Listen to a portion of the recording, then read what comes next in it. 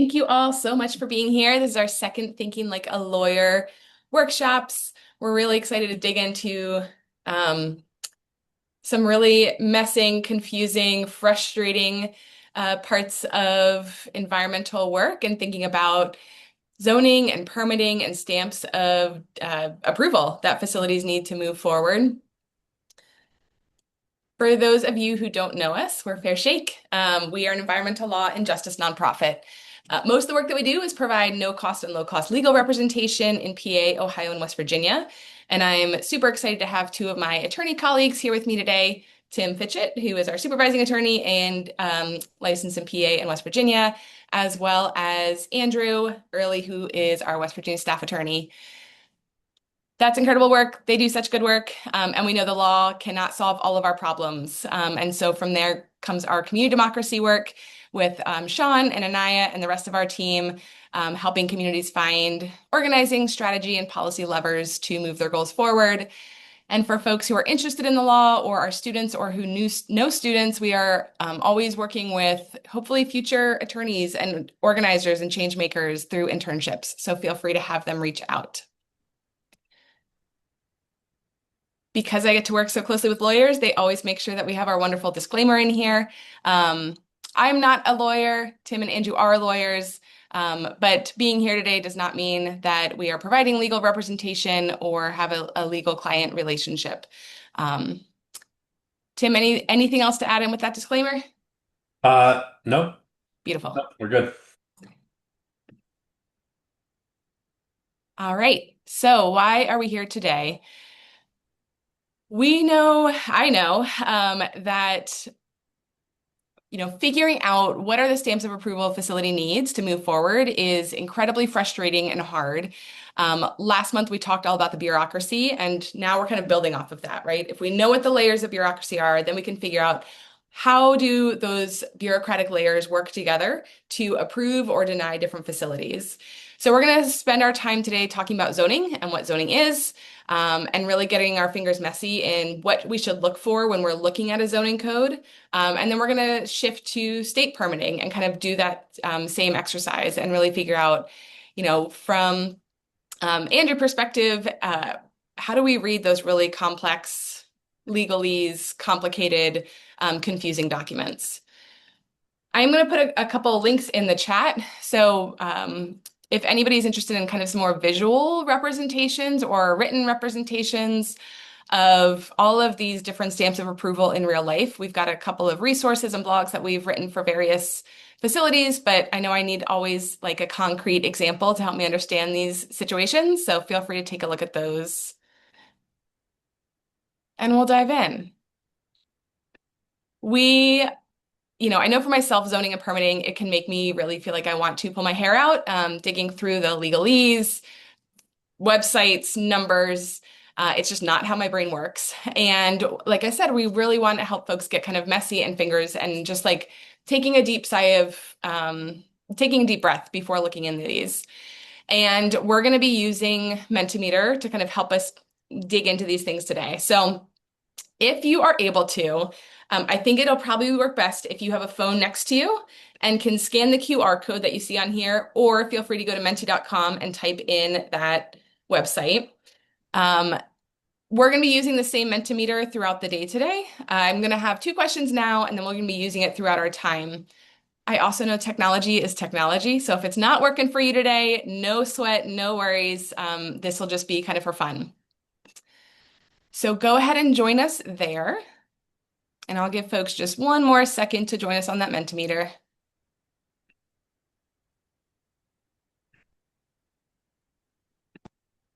And it looks like there's lots of folks there already filling out that first question. And we want to know where you are at. So Tim and Andrew and I and Fair Shake, we work mostly in the Pennsylvania, Ohio, West Virginia region, but we're always really excited to talk with folks from across the country and learn collectively. So it's really exciting that we have folks from lots of different places. So please feel free to chime in because we always learn a lot from folks on the call. Thank you so much, Matt, for putting that Menti info in the chat. Really appreciate it. We'll give folks just another minute or two to tell us where they're from.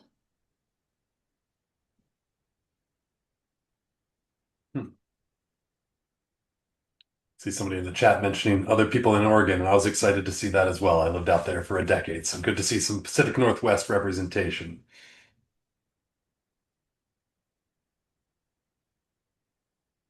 Beautiful. And yeah, feel free to put specifics in there and connect with folks who live close to you that you don't know yet. Love it. All right. And then we need to know why you're here as well. I know a lot of folks on this call, and I know the issues that you're working on, but please chime in. Kind of what are those issues that you care about or are currently working on?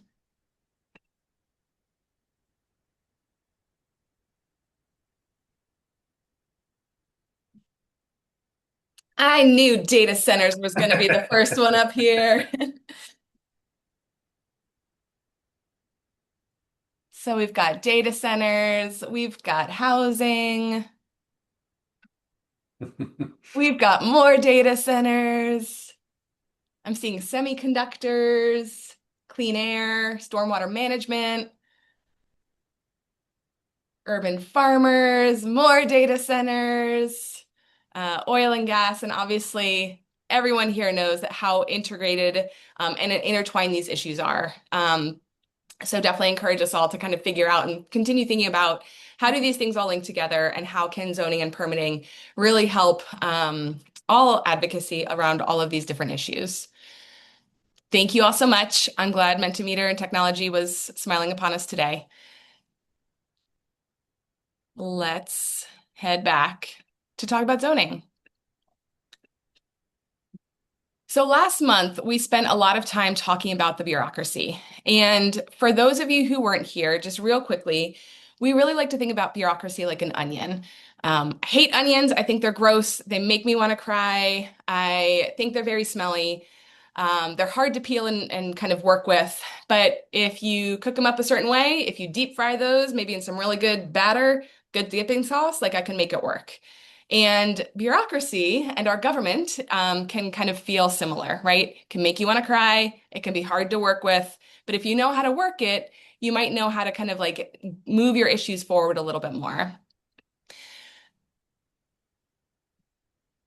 So, that being said, in the very middle of the onion in our analogy is you, right? You are the seed that makes the changes grow.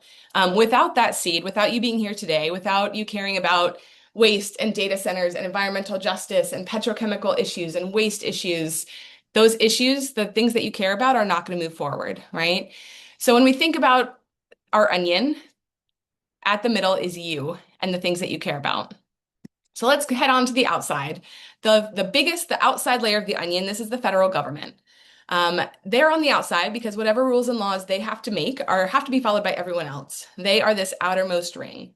So they have decision-making power over things like money and taxes and foreign affairs, and they give money to the states to operate federal programs. When it comes to environmental decision making, the federal government mostly creates baseline standards, right? They set those baseline standards for example, how much pollution can be in our water or air.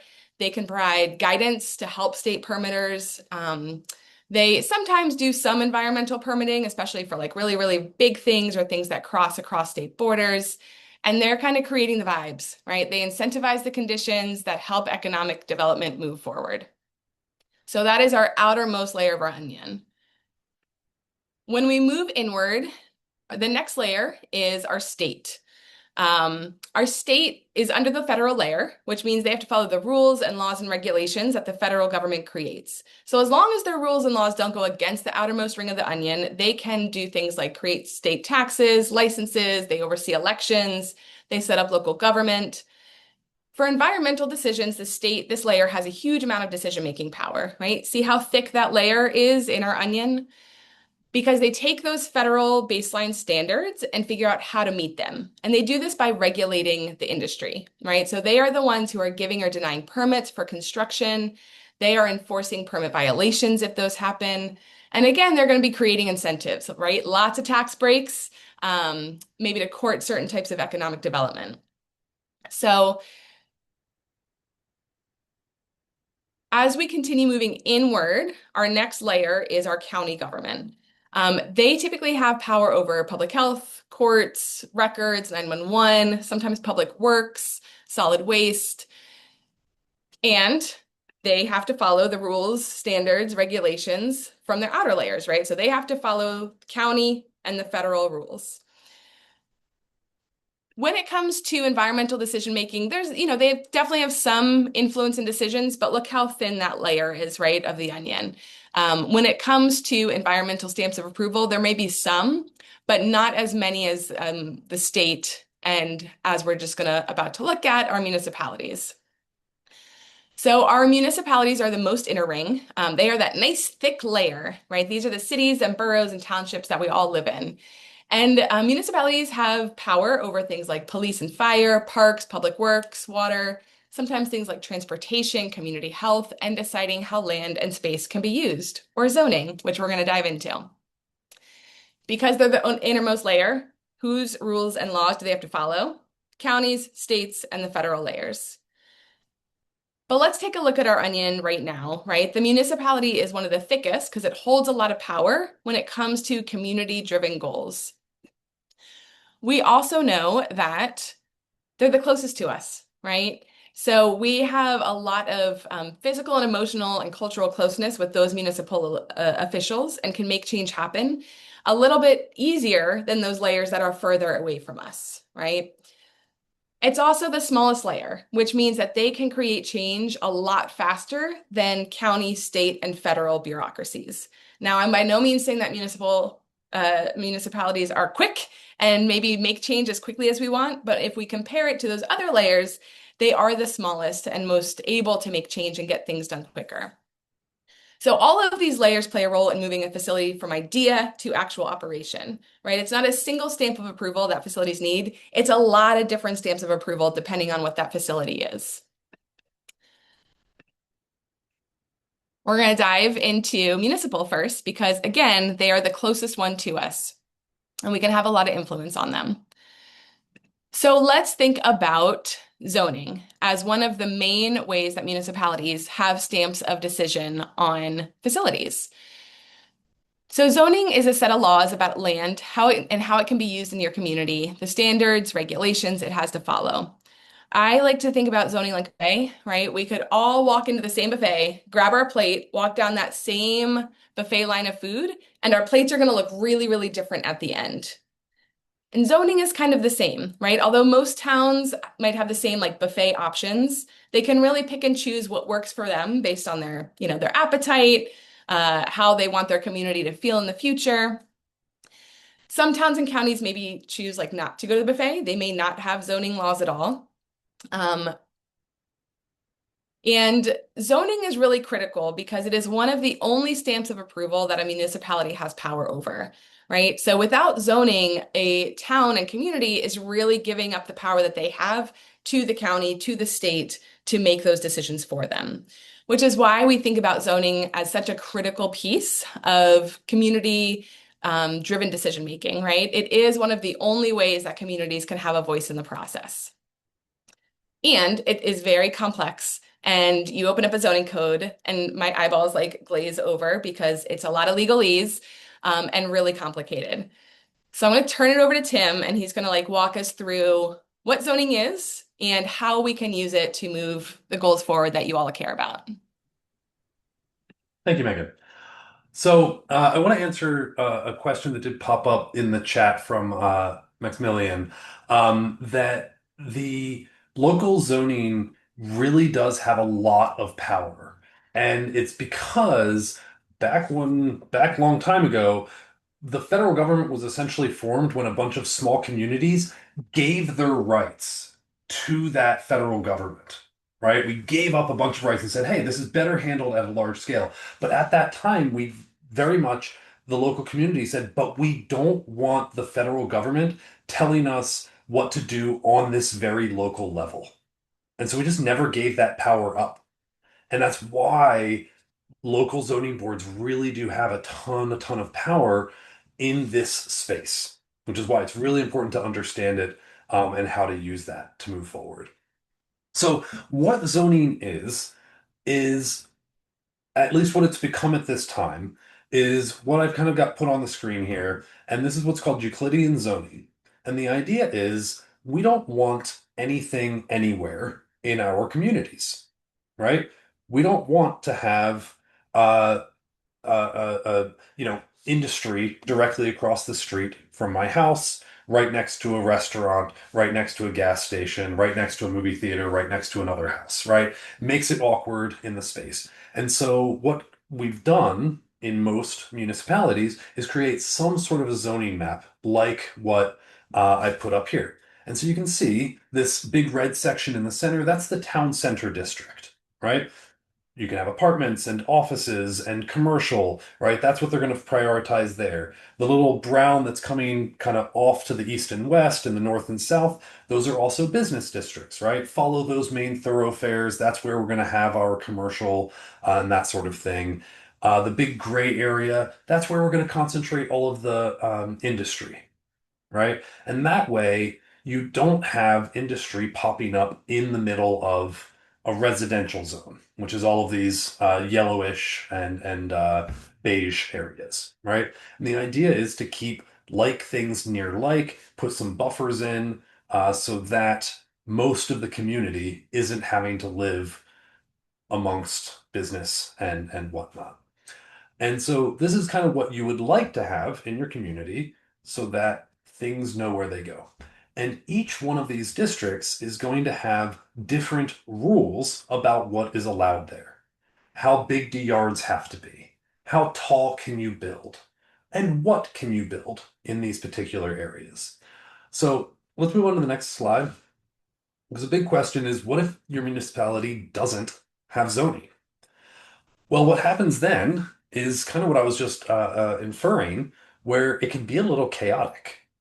So Houston, Texas is one of the greatest examples of a very large municipality that forewent uh, having any zoning for a long time. And oh, the slides are not visible. I was wondering, is this even? They are for other folks. Okay.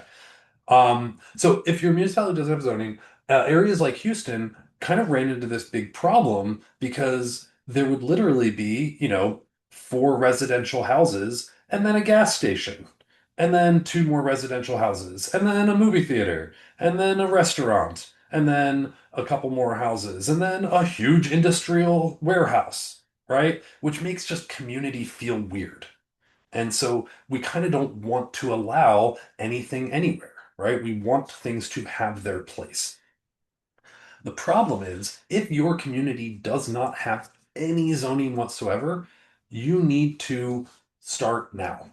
You need to really move forward with that process because it's a long process that involves uh, municipal comprehensive plans. You have to have engineers put together a proposed zoning map and a proposed zoning ordinance. You have to have public input on all of that, potential more changes, more public input, and ultimately you can get one enacted. And so it is a long process that you need to start now. The other reason that you want to start now, if you are in a situation where, you're concerned about maybe what zoning is in place, is that when any industry, any developer goes and applies for something, they lock in the zoning code at that time, right? And so if an industry or a data center, for example, comes into your community and says, "Hey, I want to put a data center here," and they put an application in, your community can no longer say, whoa, whoa, whoa, whoa, wait. We want X, Y, and Z for data centers, and we only want them over there, right? They kind of get locked into what it was. And so you have to kind of act now, thinking progressively, thinking far into the future to try and make the community grow into something that you want it to. Next slide. As we're moving to the next slide, there was a question Okay. about the maybe you'll get to this next slide. The different zones and like the nomenclature, those initials, the letters, are those Yeah, kind of standard across all communities, or do they vary based off of each zoning code in each community? they widely vary. Yeah, sadly, it's something that like your community is gonna come up with. I mean, even going from this, so this is a piece of Cleveland's, right? And you can see LIF and 1F and 2F and RA. They're completely different than the map that was a couple up, which I forget where I even grabbed that one from. I just liked the look of it because it had nice and nice blocks. So yeah, no, you're gonna have to look, but each one of these will be defined in the zoning ordinance, right? What is 1F district? In this particular one, it's a one family district, and it will then have outlines of what does that mean, right? What size of lots can you have? What are the setbacks that are necessary? You can only build two-story houses. That kind of thing is all going to be defined in the zoning ordinance.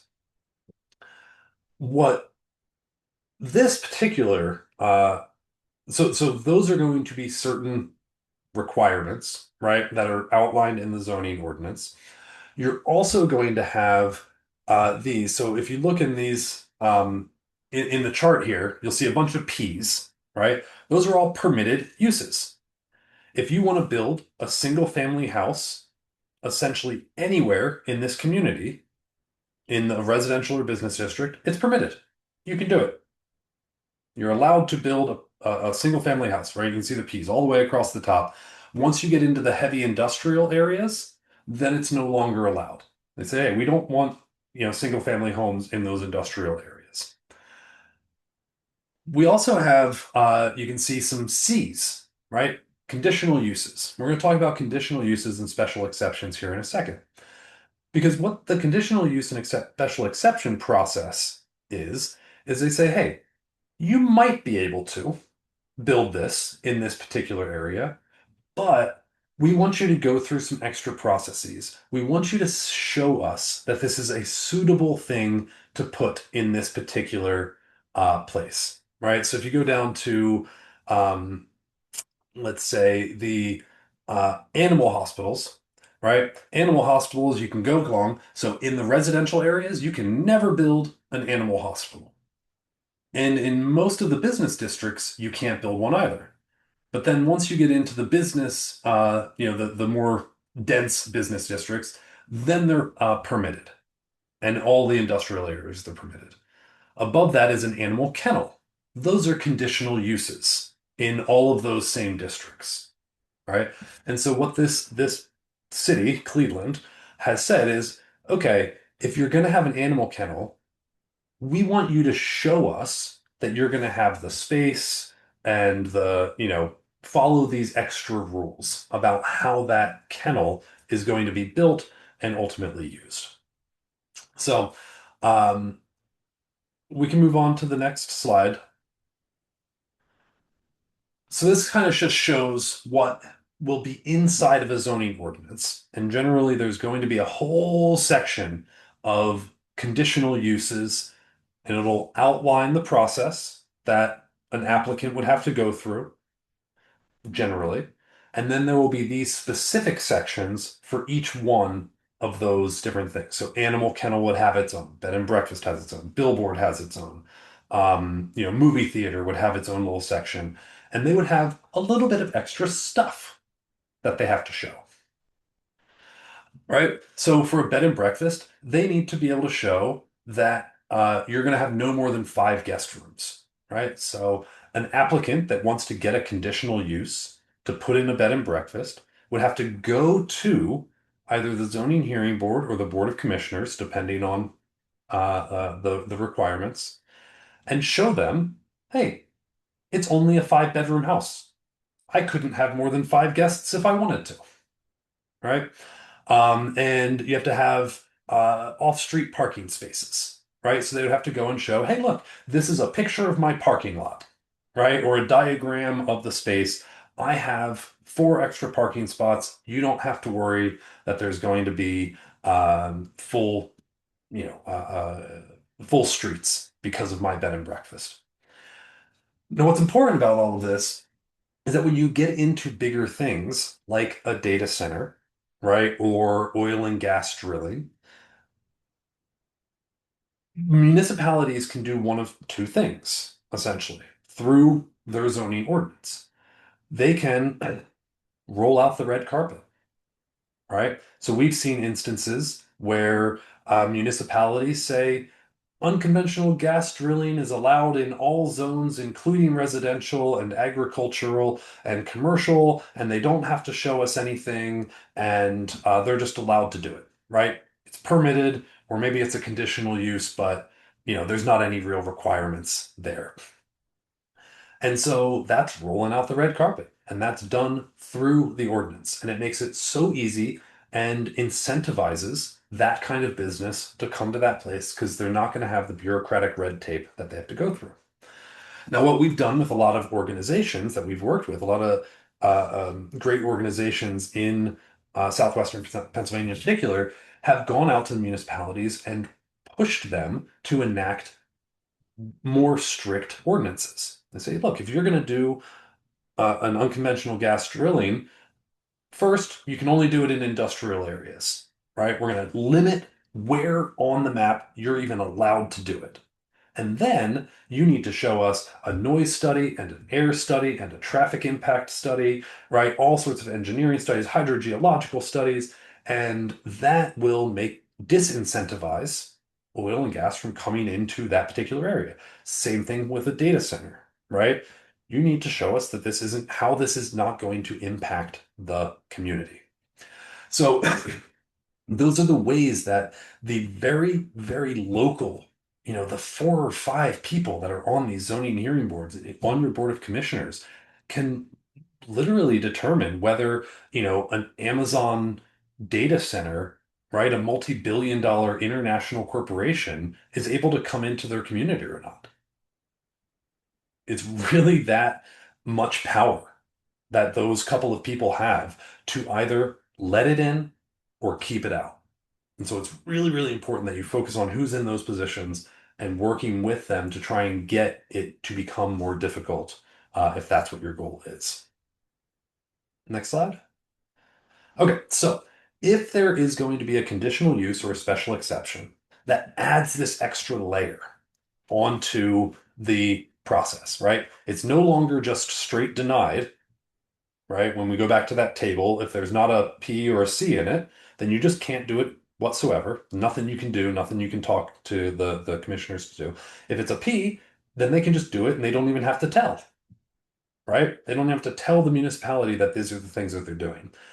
But if it's that C, or an SE is usually for special exception, then they have to go through this extra process, right? Because they have to prove to the municipality that they're not going to be harming the community. They have to show whatever studies.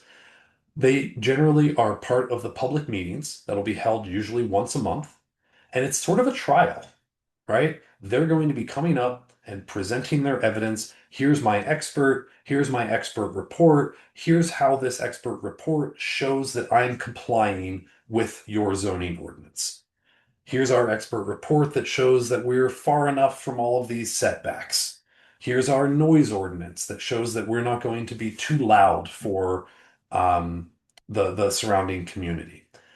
And the decision makers are ultimately the either zoning hearing board or the board of commissioners, who are looking at all of the evidence, and they're going to make a decision about whether or not to grant the conditional use. If the group meets all of the requirements, they have to be granted the permit to build. But this is an opportunity for communities to step in and make their voices heard. Because, we can go to the next slide, it's possible to get party status. So party status is different from a public commenter, right? So at the end of every public meeting, they're required to open it up to public comment. And anybody can stand up and say pretty much whatever they want. They get 2 or 3 minutes to say whatever they want about whatever may have been on the docket that day, right? You don't like the new ordinance that they're talking about what requirements are necessary for chicken coops, you can step up there and say, hey, I think I should be allowed to have 25 chickens, not just 20, right? That's a public commenter. But during these conditional use hearings, you can actually get party status. If you can show that you or your organization are particularly affected, then you can get standing. And what that does is essentially grants you the right to act as a lawyer. You get to present your own witnesses. You get to present your own evidence. You can cross-examine their witnesses. And ultimately, you can appeal the decision. All right. So if you can show, look, I live right next to this thing. I shouldn't have to, I don't think that this is proper. I think they've done X, Y, and Z wrong. I think that they're missing this part of their application. Well, if you can get party status, then you can put all of that on the record and make that a part of this, quasi-judicial mini trial that is going on to see whether the conditional use is going to be granted. Um, Next slide. Okay, and those opportunities can be really, really useful for community involvement. Now, what's difficult with community involvement is that you don't always get uh, discretion, right? The Board of Commissioners or the Zoning Hearing Board don't always have discretion to actually make a decision one way or the other, right? For the most part, conditional uses and special exceptions, if they meet the criteria as laid out in the ordinance, then they get their their permit, right? In Pennsylvania, the famous line is that special exceptions are neither special nor an exception, right? If they meet the criteria, they just get it. However, certain ordinances and requirements can give the zoning hearing board some amount of discretion. For example, they could say, you have to show that this isn't going to affect the health, safety, and welfare of the community, that it's not going to change the general vibe of the community. Those bits can give the zoning hearing board enough discretion because they could say, hey, you know what?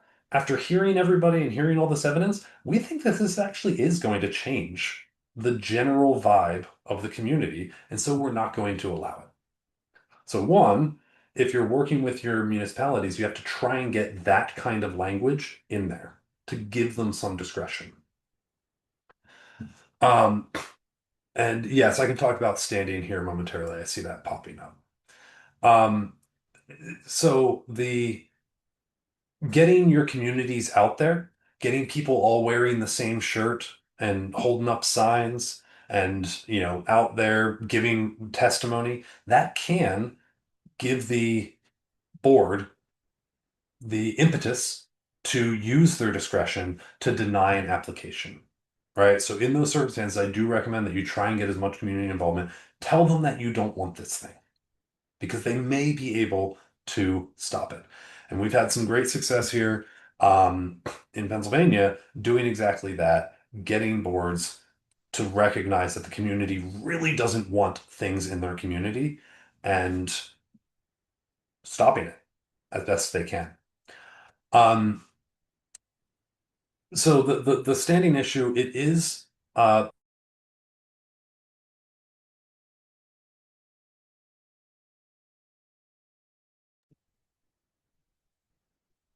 Tim, I think you just froze. Did he freeze for others too? Yes. Okay. Okay, great. Wanted to make sure it wasn't just me. All right. Well, there are so many, so many, so many good questions in the chat. We will come back to the questions at the end. And if for questions that we're not able to answer because we run out of time, we'll send like a FAQ sort of thing out with the recordings as well. So please keep entering your questions in the chat. Again, even if we're not able to get to them today, we definitely will. So, Tim did a great job talking about generally what can we see in a zoning code, right? What is the power that it has? And for most of us, myself included, when we open up our community zoning code, it can be really, really overwhelming because it's hundreds of pages with really complex legalese or languages, or measurements, and it can be hard to know what you should be looking for. So generally, when we're skimming zoning codes, here are kind of the areas that I find in helping communities kind of organize and do engagement and communicate and comment that are helpful to use for community activism. So the first thing is looking at the goals or purpose or objective of those zonings, right? This kind of lays out the vibes, and can be really helpful to pull those words directly into comments that you're making. Um, those are usually at the very beginning of the zoning code, and you can usually find those like first at the very top.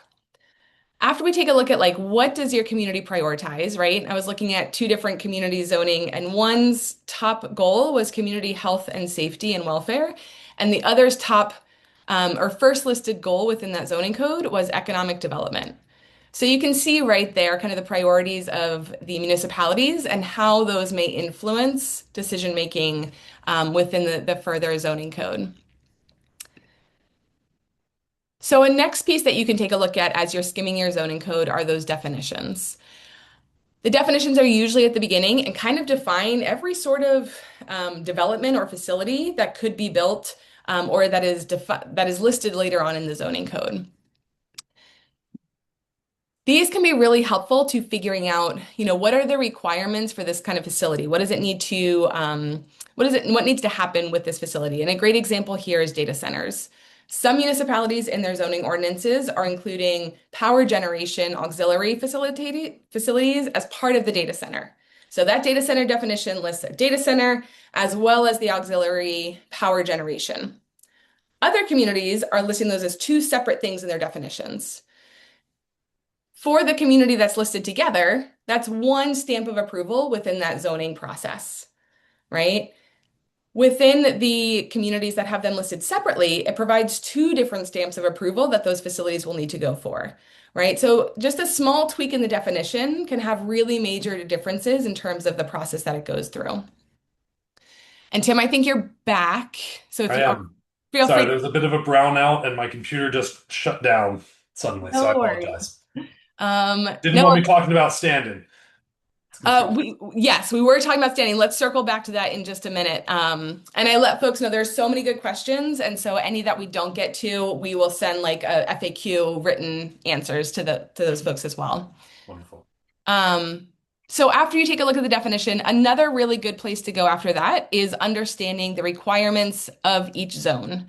So if you are interested in something that will be built in an industrial zone on that map, you can go to the industrial part of your zoning code and take a look for some of those standards that Tim was talking about.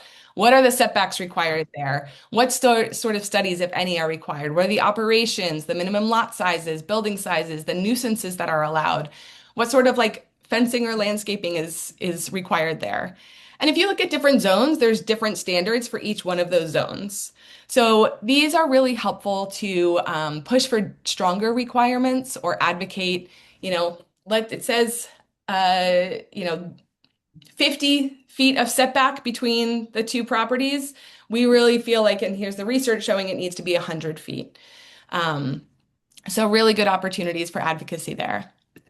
After you take a look at those, next up comes that conditional or special exception or permitted by right part of the equation, right? Who has decision making over that facility? Is it a conditional approval? Is it a special exception? Is it by right? And what kind of decisions can that person or body make? Can they approve it? Can they deny it? Can they approve it with additional considerations? You can see all of that in the part of the zoning code that talks through how conditional use process or what the special exception process is.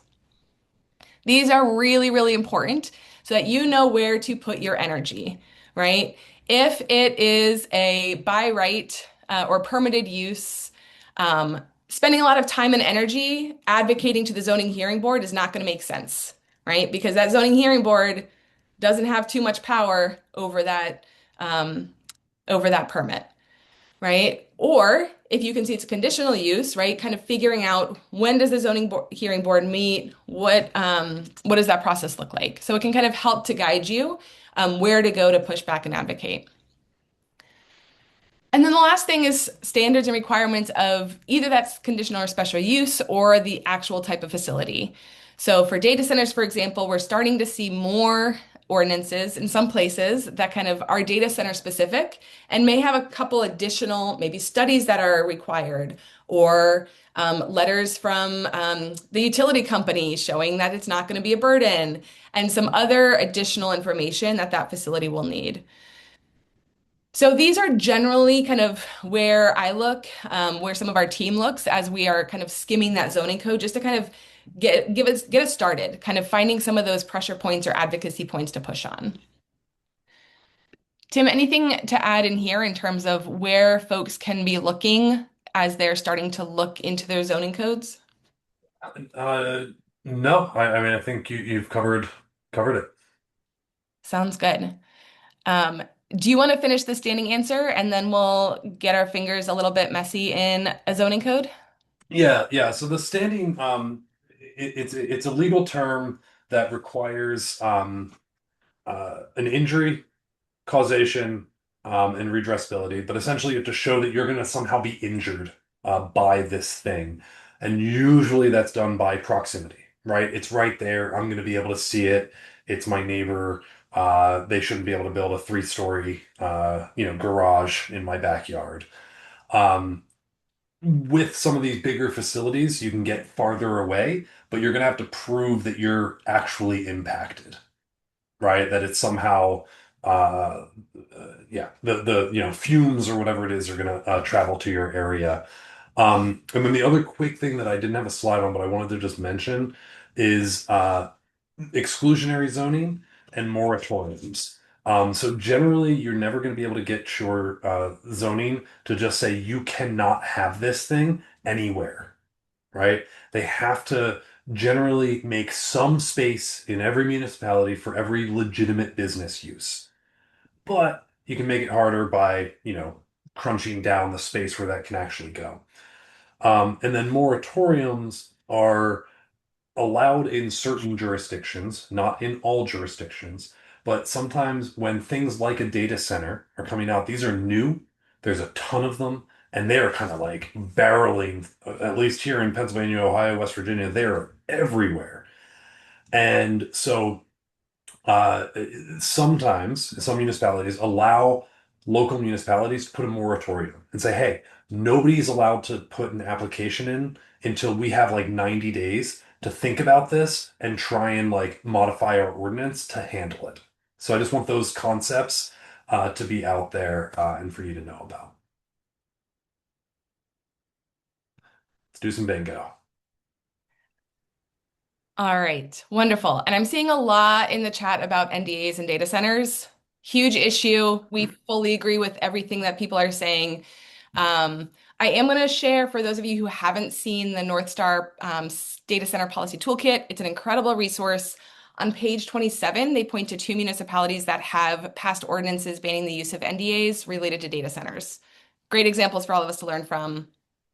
Let's all come back and do all the things to make sure that the Sunshine Act happens as it should, and these decisions are made in public. All right, so we've talked a lot about zoning hypothetically. We want to spend a few minutes like actually digging into zoning and taking a look for some of these things.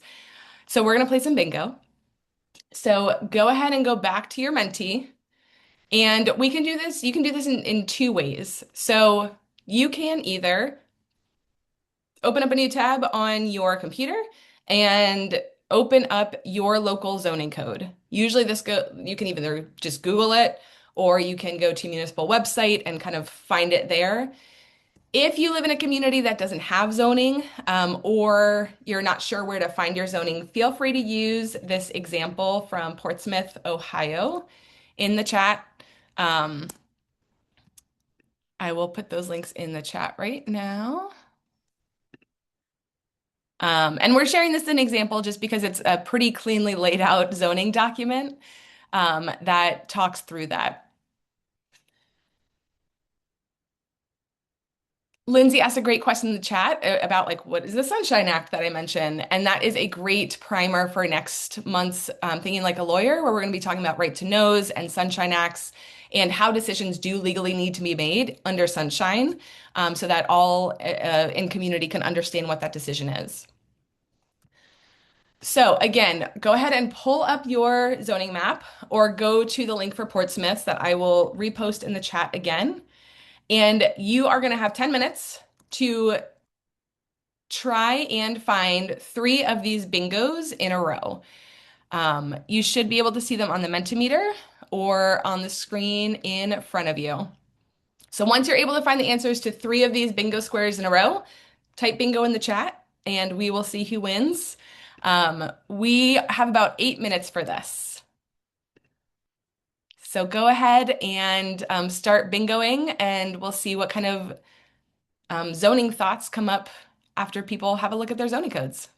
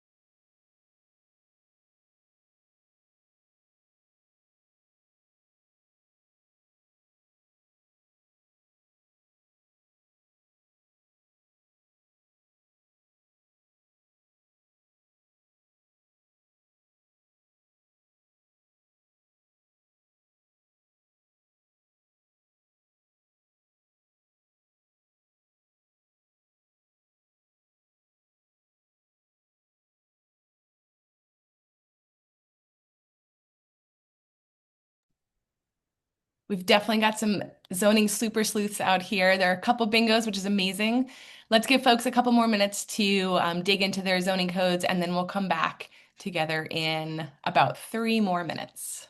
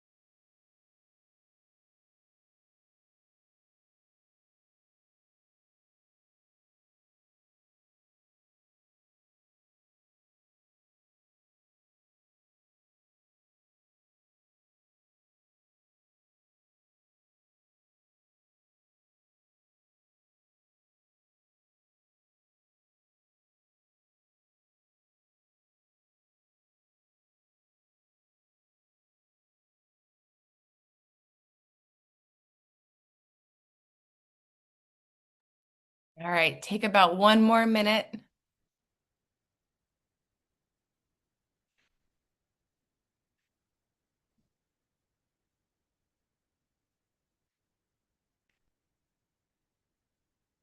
And I'd love to hear from a few folks. Feel free to keep looking, keep playing bingo if you are into it. Can definitely be really hard. For sure, you are not alone, Anna. Um, these things, it definitely takes some time that you can kind of, I find it easiest of like first thing in the morning, I drink my coffee and then I dig into the zoning code. And that is the only time that I have enough like brain power to be able to like sort through it all. So no, you're not alone. Um, and would love to hear from a couple folks who got bingo or even just 1 square complete. Um, Feel free to raise your hand, and I'd love to hear what you found, what zoning code you were looking at, and maybe what stood out to you as you were taking a look at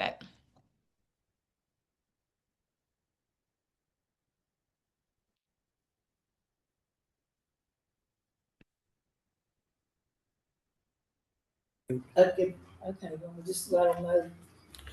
Yeah, you could. Did you write them down? Did you write them down? I thought you were selecting We them. got chapter Yes, I 913 zoning code for the,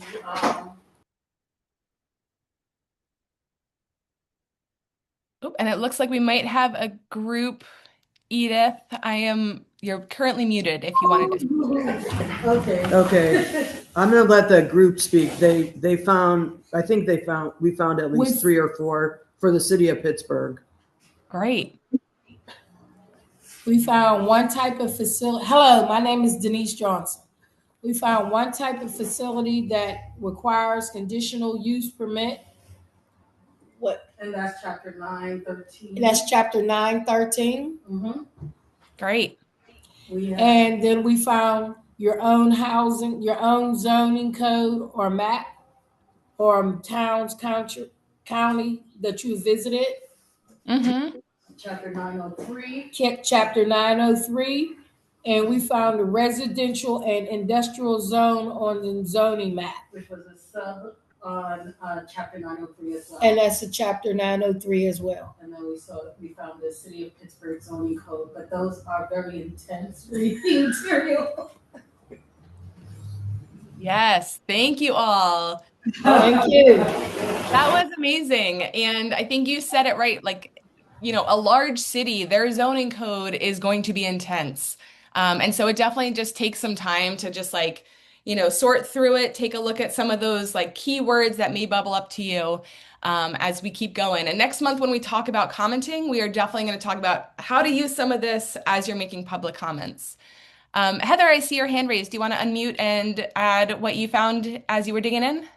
Yes. So actually, I pretty much know all of them, but because this has been a crazy process, but one type of facility that requires conditional use permit in our American Township zoning law is data centers, specifically hyperscale.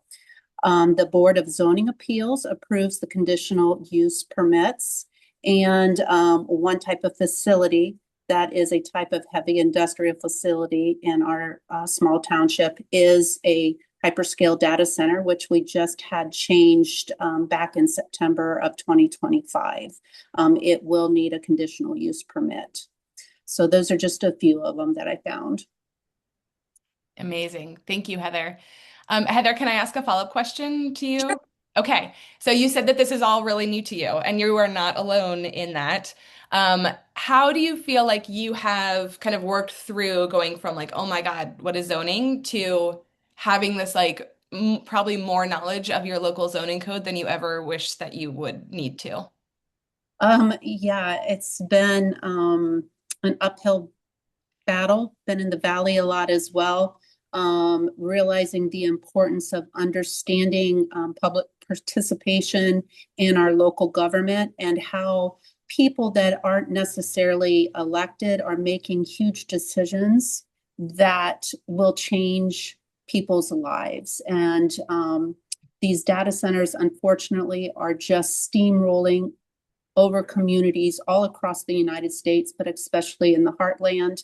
And they are banking on the fact that the communities don't understand the process until it's too late. I had quickly added something in the chat about the conditional use permit. Basically, what happened with us is our boarding zone of appeals passed it. We had 20 days to appeal it. And basically, the Board of Zoning Appeals was told that if they appealed this process, that they would not be able to put conditions on the data center. And so that's why they didn't appeal it. And the public was quite honestly clueless in what we needed to do. And we lost that opportunity because it's very hard to appeal after that time frame has passed. So just if anyone's in that process, be aware of that. And it's important to, if you can afford a lawyer, to have a lawyer give you some advice. Thank you, Heather. I think that's a great point. And then we're going to kind of think about moving up the layer to state permitting, but zoning is a very, very critical and important tool, and it is not a tool that's going to solve all the problems, right? Zoning historically has caused things like redlining and some of the housing issues and some of the disparities that we see, racial disparities, environmental injustices that we see. It has been used for bad. It continues sometimes to be used for bad, and it can also be used for good. And so kind of figuring out how to work it and what currently is there and what could be is definitely a really important piece of the puzzle. Please keep digging into your zoning. And like we said, zoning is not the only stamp of approval that facilities need to move forward.